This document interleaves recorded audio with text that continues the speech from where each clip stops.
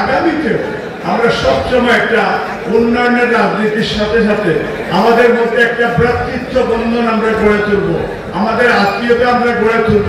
আমরা উন্নয়নের স্বার্থে, দেশনেত্রী বেগম খালেদা জিয়ার স্বার্থে আমরা একসাথে হাতে হাত মিলিয়ে, কাঁধে কাঁধ মিলিয়ে আমরা কাজ করব।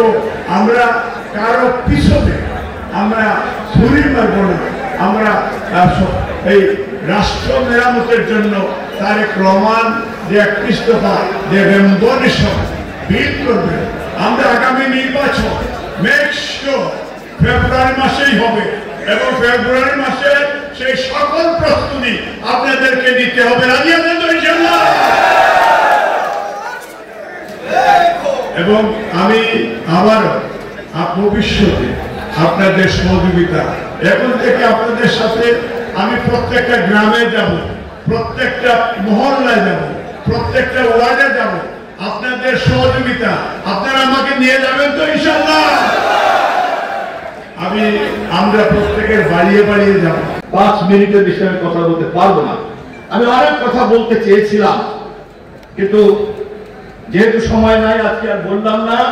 বেগম খালেদা জিয়া গতকাল গভীর রাতে আবার এভার কেয়ার হাসপাতালে ভর্তি হয়েছে।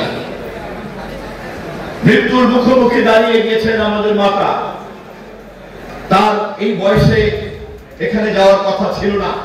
আল্লাহ পাক রব্বুল আলামিন আরো কিছুদিন আমাদের মাঝে তাকে রাখতে পারতেন, কিন্তু ফ্যাসিবাদী সরকারের শিকন্ডি শেখ হাসিনা তিলে তিলে তিলে তিলে বিষ প্রয়োগ করে আমাদের নেত্রীকে হত্যা ষড়যন্ত্র করেছিল। সেখান থেকে তাকে এখন আবার সুস্থ করে ফিরিয়ে আনতে ডাক্তারদের, লন্ডন বাংলাদেশের সকল ডাক্তারদের অনেক পরিশ্রম করতে হচ্ছে, যে কারণে তিনি গতকালকে আবার এবার হাসপাতালে ভর্তি হয়েছেন। আমাদের